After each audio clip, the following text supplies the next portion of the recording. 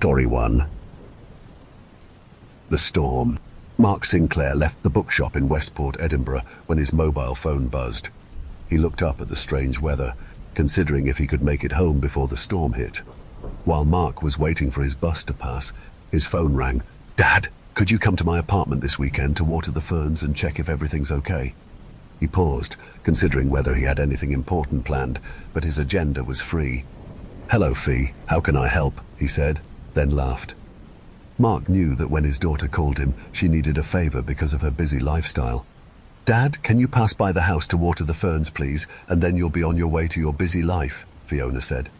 I know. Do you need my services? Okay, I'll be there soon."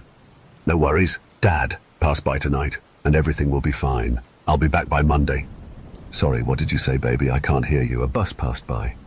Dad, come tonight or tomorrow. The plants can wait until then, don't worry." Then Fiona hung up. "Aye, old boy, another mission for old Max Sinclair," he muttered. Often, his daughter asked him to run these little errands, so it was nothing unusual. Fiona lived in an old converted building in Edinburgh's Old Town. Her flat was on the 3rd floor, number 3B. Mark knew the place like the back of his hand. He had been there more times than he could count. Before he could go to Fiona's place, he had to take care of some things. After that, he would be free. After taking the bus to Fiona's house, he got off and looked at the black sky. At this point, fell arted to fall. As he shuffled for the keys in his pocket, he heard a voice behind him. "Mate, can you spare me a cigarette?" "I'm sorry, pal, I don't smoke anymore." "Don't worry, brother, the devil is in the details, but salvation comes from the wish to achieve the impossible." Mark glanced at the man holding an old aluminium cup filled with pennies and a couple of pound coins. He thought to himself, what a load of nonsense. Moving away, he walked towards the building. He found the spare key and opened the front gate. From outside Fiona's door, he could already smell the faint scent of candles drifting into the hallway. Sometimes Fiona used the scented candles because she locked up the house for weeks. She's a good woman, Mark thought. She had been working hard ever since finishing university, finding her place in her field. From a young age, archaeology and the ancient world have fascinated her. As the head of archaeology at the Académie de l'Héritage Universel, she had a lot on her hectic schedule. Mark had arrived on Fiona's floor. Leaving the lift, Mark turned left. Fiona's flat was down the corridor. He looked both ways before stopping at number 3B. The corridor lights flickered as if the storm outside had made its way in. A faint glow seeped from under the door. While fishing for the right key, he didn't notice the shadow gliding across the gap. The old wood creaked as he pushed the door open. He stepped inside and looked around. He wasn't alone in that moment. His old companion was with him. Cork, the brown Labrador, had been in the family since Fiona was little. Loyal as ever, the dog trotted in at his side. Mark bent down, running his hand over the warmth of his friend's coat. "Come on, Cork. Let's have a look around and leave as if we were never here," Mark said. "After all, Fee will be happy to know you finally came to visit her. She's always talking about you and how much she misses you." Even though Fiona was rarely home, she always kept her flat pristine. The door closed as Mark and his old friend went in. Mark turned in the corridor, anticipating Cork, but the dog remained at the door, watchful, sniffing and whimpering. "Come on, boy, over here," Mark called, this time in a firm voice. But Cork was reluctant to leave his post. Looked out and saw that the weather had worsened within minutes. "I'll make a cup of tea and wait this storm out," he thought. Moving to the kitchen, he had a look to see if Fiona had left anything out of place. After all, they had to wait for the storm to pass. When the tea was ready, Mark switched on the stereo and settled onto the sofa, sipping from his cup. Cork finally padded over and sat close by, still scanning the room with uneasy eyes. The sun's light began to fade as the storm rolled in, and the shadows seemed to grow more and more alive with the lack of light. Mark had fallen asleep while listening to music and woke up to the silence of the night. He thought Cork might be hungry and decided it was time to find something for both of them to eat. Looking in the cupboard, he found a tin of tuna and some noodles. "I've got to improvise," Mark thought to himself. "Otherwise, we won't have any dinner. Cork, I don't think any shop will deliver in weather like this." Looking toward the door, Mark could see that Cork wasn't in the same place he had been. He needed some sort of sauce to finish the tuna noodles. Mark took a look in the fridge and found half a can of tomato sauce and a piece of onion wrapped in cling film. That and a bit of spices could make a nice dinner in a situation like this. Mark put the water on to boil when he heard a faint whine and bark from the dog. Something interrupted the silence. From the kitchen door, Mark shouted, "What's going on over there? Can't you see I'm trying to make us a gourmet dinner?" and laughed to himself. Walking to the living room door, he saw that the TV was on, but he didn't remember turning it on himself. He stopped in front of the TV to turn it off, but the news caught his attention. "The government urges all citizens to stay indoors," the reporter was saying. They classified today's tempest as the worst since the Great Boxing Day tempest of 1998. "Do not try to go outside and seek refuge wherever possible. The emergency services are struggling to cope." From the living room, Cork was barking louder now. Mark stepped into the corridor on his way to the bedroom and could see a faint light reflecting through the doorway. In this patch of light, a shadow resembling a ragged tunic moved fast, crashing against the opposite wall and disappearing. Cork was by the door, looking into the room and barking. Arriving at the door, Mark saw that the window was open where the patch of light was coming from. He hurried to close it, afraid water could come inside. He didn't consider it before, but there were too many coincidences to ignore now. "Stay indoors and don't go out until the storm has passed," the reporter's voice repeated, now distorted like an old cassette player eating the tape. The slow voice repeated in a low, distorted voice, "Stay indoors and don't go out until the storm has passed," and then became so loud that Mark had to cover his ears. "What's going on here, Cork? Come on, boy. Let's check the kitchen and finish dinner because we don't have anywhere to go but to spend the night here," Mark said, and then he stroked his dog's head. The lights flickered throughout the flat, starting from the kitchen and then alternating through all the rooms.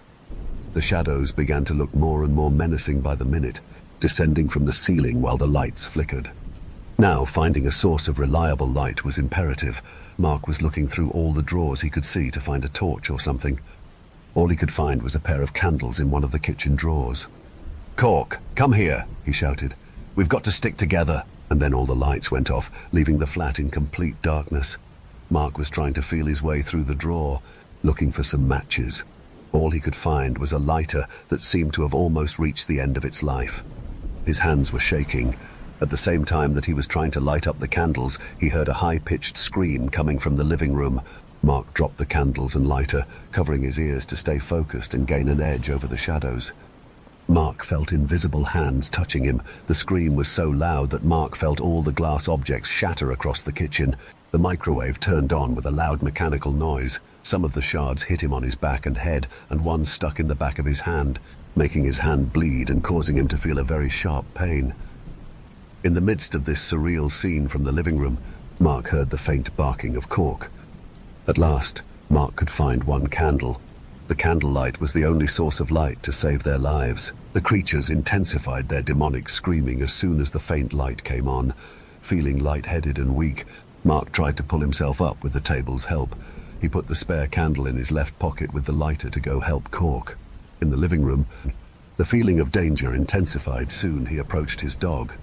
All the lights started to flicker again. All the electrical appliances were turning on and off. The only thing he could think of was to hide in the bathroom, where they could be safer from all the glass, wind, and rain coming through the shattered windows. Cork followed Mark to the bathroom. The lights at this point were all off, and the loud noise had passed. Limping, bleeding, and feeling lightheaded, all one could hear was the wind rustling through the furniture. Inside the bathroom, and with the door closed, all the commotion outside felt like a distant nightmare. "We should have eaten those noodles," Mark said. "Too late now. We've got other things to worry about." Cork lay down by the door. "At least we'll fight back," Mark added. Mark set the candle on top of the sink, taking the spare from his back pocket and resting it on top of the toilet seat. Mark sat on the edge of the bathtub, facing the broken mirror. "Cork, everything's fine, pal. If anything strange happens, you let me know." Cork turned his head around to look at him. Then Mark chuckled to himself. Mark looked at his watch. It was 3:55 a.m. They were both weary and famished. Time passes very slowly when you're facing adverse conditions, he thought. "That old bugger was right," Mark nodded. "Don't worry, brother. The devil is in the details, but salvation comes from the wish to achieve the impossible." That phrase had stuck with him since. How could that old bastard know? How could he predict all this chaos? He didn't, actually. It was all a bloody coincidence, Mark thought. Some time had passed, and Cork had been sleeping since everything was quiet except for the wind noise coming from outside. Out of nowhere, voices started to shout, alternating between friendly and menacing tones. "Mark, is that you, babe? Answer me, my love." The voice was coming from outside the door. Mark jumped at the sound of the voice he knew very well. "Maggie, Maggie, is that you?" "My love, it's been so long. I want to talk to you, and finally here we are. So close." But you are dead, Margaret. We buried you 3 years ago." "No, Mark, I was sleeping, waiting for you." "What do you mean? Waiting for me?" "For us to be together." The voice got louder and more distorted. The door was being hammered by what seemed like many hands, and dark shadows were reaching under it, retreating from the candlelight. "Come here. Cork!" His dog came closer to him. "Don't worry, mate. We're going to leave this nightmare as soon as daylight breaks." "Come out, Mark!" A loud voice howled from outside. "We will get you." Mark looked again at his watch. The time displayed was 5:45. "Soon it will be day," Mark said to Cork. Cork started to bark. From a distance, Mark could hear someone banging at the door.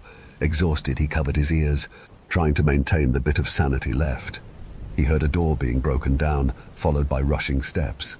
"Dad! Dad!" Fiona was shouting. "Mr. Sinclair!" someone called out. Mark didn't know what was real or not. The voices passed him, going to Fiona's bedroom. "Fee, is that you? Fiona, don't let those things get to you." Then silence for a little. "No, no, no, no!" Held by an officer.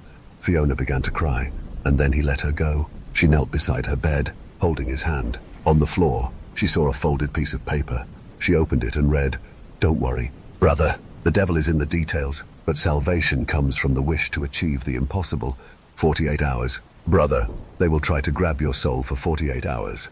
He was lying face down with his right hand hanging down the side of the bed. One of the officers had a look at the body and, looking to the others in the room, said, "The cause of death was a heart attack, and he's been dead for at least 12 hours.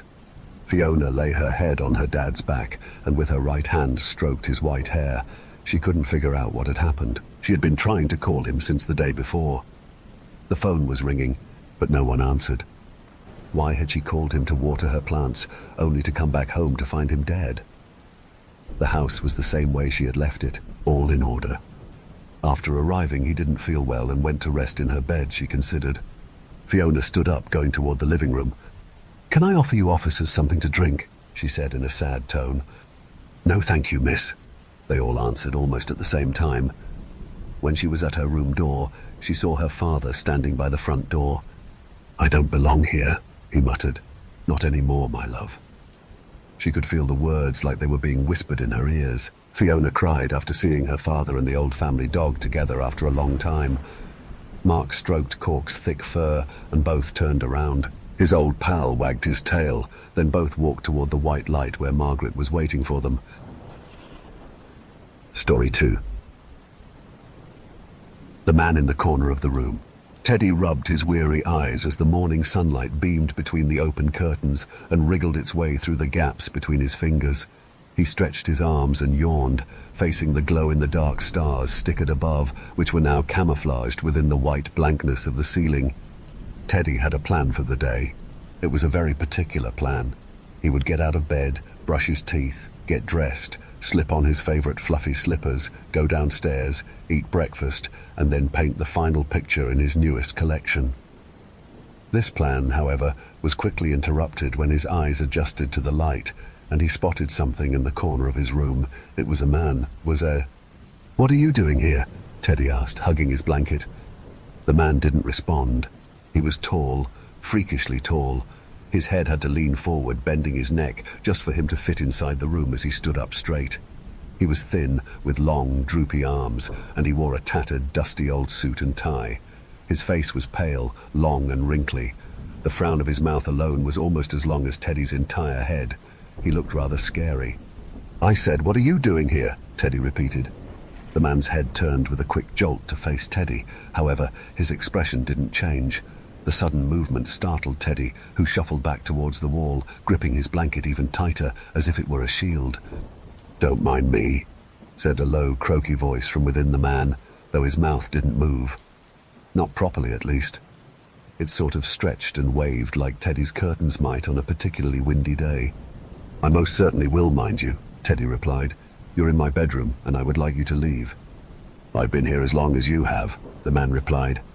Suddenly, he began to move, stepping from one corner of the room to another, striding with his long, thin legs. He pushed back into the new corner, replicating the very same still, cornered stature with his head hanging low. He retained eye contact with Teddy as he did so. "No, you haven't," Teddy said. "I'd have noticed you by now." The man didn't respond.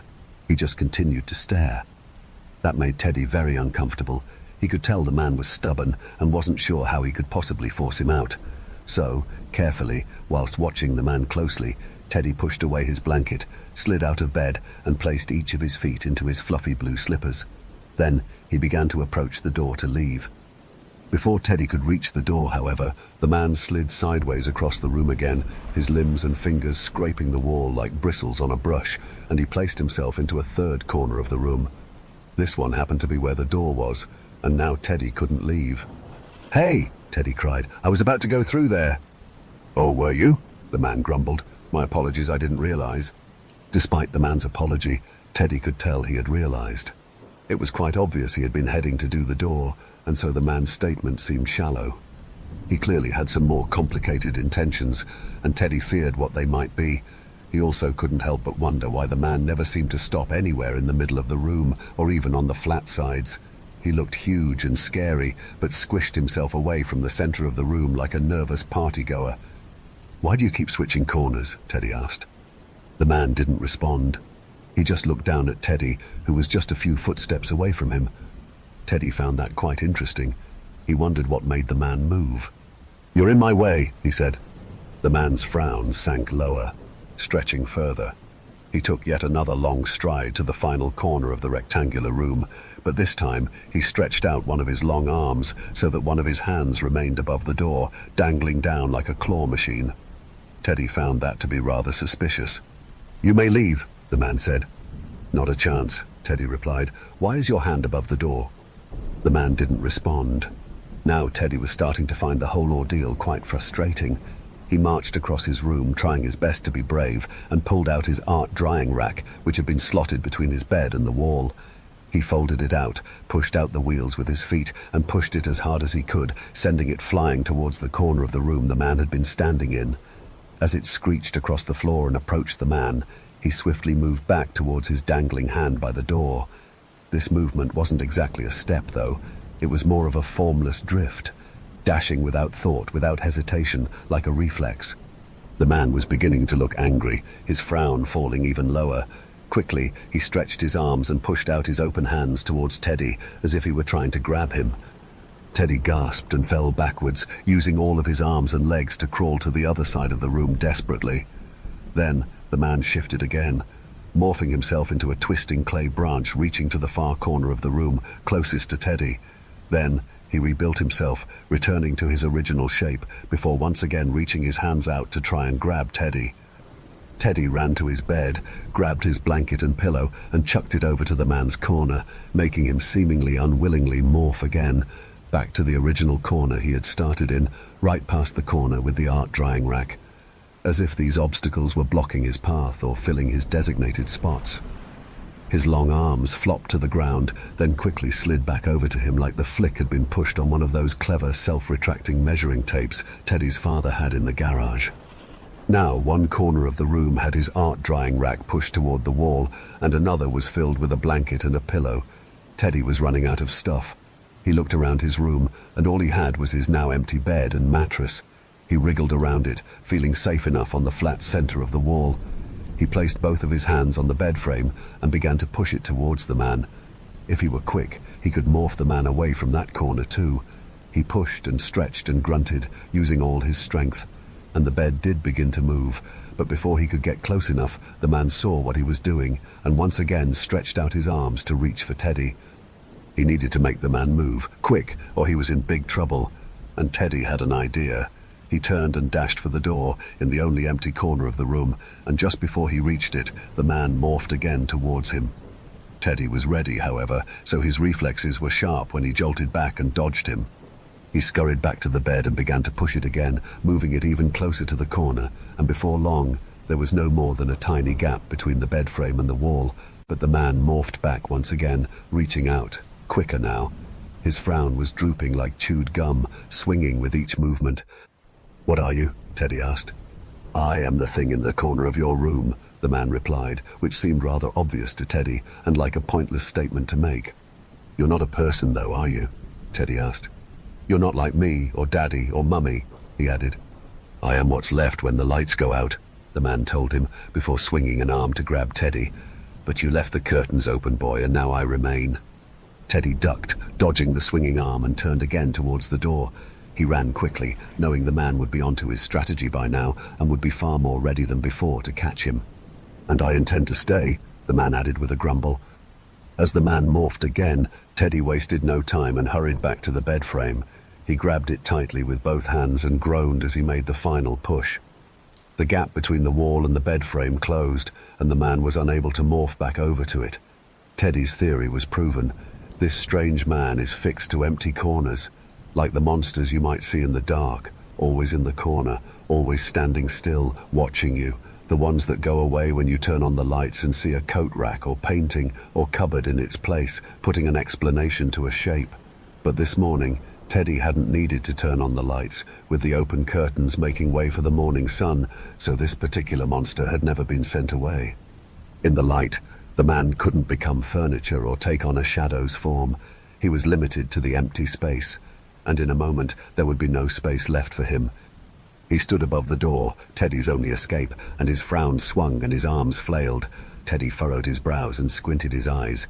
He took a long, deep breath and then leapt forwards, straight towards the man, growling like a warrior, and jumped with two high fists right into his torso, and then... poof! The man unraveled into mist and faded away before Teddy could make contact, like the force of air from his leap simply blew him away. This corner was now taken, just like the rest. Teddy sighed and slumped to the floor in exhaustion. Then he looked out at the state of his bedroom. He had fought a battle for his land and won. Now it was time for breakfast.